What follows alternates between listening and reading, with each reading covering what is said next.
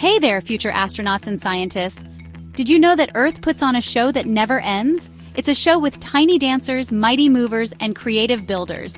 We call these forces weathering, erosion, and deposition. They shape our planet in ways you won't believe. Imagine mountains crumbling, rivers carrying tiny pieces of rock, and new lands forming right before your eyes. Sounds like something out of a science fiction movie, right? Well, it's happening all the time, right here on Earth. These processes are like Earth's very own construction crew, constantly remodeling and redesigning the planet. From towering mountains to vast canyons, these forces are the artists behind Earth's incredible landscapes. So buckle up, because we're about to go on an exciting journey to explore the amazing world of weathering, erosion, and deposition. First up, let's talk about weathering. Imagine a magician that can break rocks into smaller pieces without even touching them. Weathering is kind of like that. Weathering is the process where rocks and other materials on Earth's surface are broken down. It's like nature's way of slowly crumbling down old structures to make way for new ones. Think of it like this. Remember that time you left your bike out in the rain? What happened? Did it get a little rusty? That is weathering in action. There are two main types of weathering, physical weathering and chemical weathering. Don't worry, they're not as complicated as they sound. Physical weathering is like using a hammer to break a rock. Chemical weathering is like using a magic potion to dissolve it.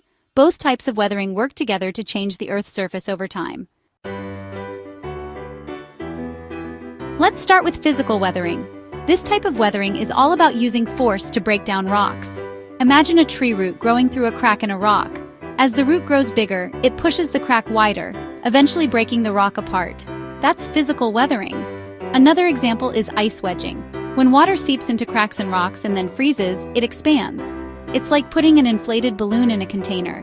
Something has to give. This expansion puts pressure on the rock, eventually causing it to break apart. Even changes in temperature can cause physical weathering. When rocks heat up in the sun, they expand. When they cool down at night, they contract. This constant expanding and contracting can weaken the rock over time, causing it to break down. Section 4. The chemistry of change, chemical weathering. Now let's move on to chemical weathering. This type of weathering is a bit sneakier. Instead of using force, it uses chemical reactions to break down rocks. One of the most common types of chemical weathering is caused by acid rain. When pollutants in the air mix with rain, they create a weak acid that falls to the ground. This acid rain can dissolve certain types of rocks, much like how soda dissolves your teeth over time. Yuck! Another example of chemical weathering is oxidation. This happens when oxygen in the air reacts with certain minerals in rocks, like iron. The result? Rust. You know, that reddish-brown coating you see on old metal objects? That's oxidation at work, and it can weaken rocks over time. Even living things can cause chemical weathering. For example, lichens, which are a combination of algae and fungi, can produce chemicals that slowly dissolve rocks, creating tiny crevices where other plants can grow. Section 5. On the move, erosion. So we've got all these rocks breaking down into smaller pieces because of weathering. What happens next? That's where erosion comes in. Erosion is the process of transporting weathered material from one place to another. Think of it like this. Weathering is like crumbling up a cookie, and erosion is like sweeping up the crumbs and taking them away. The biggest movers and shakers in the erosion game are wind, water, and ice. Wind can pick up and carry away loose soil and sand, especially in dry areas.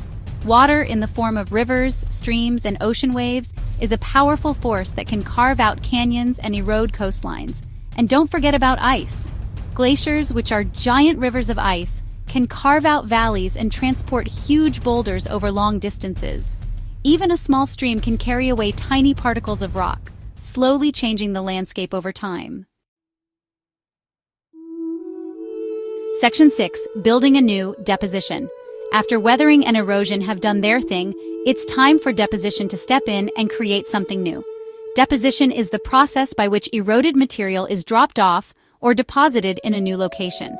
Imagine carrying a bucket of sand to the beach and then dumping it out. That's deposition. When wind and water slow down, they lose their carrying capacity, like a tired delivery person putting down their heavy bags. As they lose energy, they begin to deposit the weathered material they've been carrying, creating new landforms. Rivers, for example, can create deltas, which are areas of fertile land formed at the mouth of a river where it meets the sea. Wind can create sand dunes, which are hills of sand that can be found in deserts and along coastlines. Deposition is like nature's way of recycling. It takes weathered and eroded material and uses it to build new landforms, constantly reshaping the Earth's surface. Section 7. Earth-Shaping Trio. So there you have it, the amazing world of weathering, erosion, and deposition. These three processes are constantly working together, shaping and reshaping our planet in ways we might not even notice. They are the reason we have towering mountains, deep canyons, and fertile plains. They are responsible for creating the stunning landscapes we see all around us. Understanding these processes is not just about appreciating the beauty of nature. It's also about understanding how our planet works and how we can protect it. For example, by understanding erosion, we can learn how to prevent soil loss and protect our valuable farmland. So, the next time you see a smooth, round pebble, think about the incredible journey it's been on. A journey shaped by weathering, erosion, and deposition. It's a journey that continues to this day, right beneath our feet.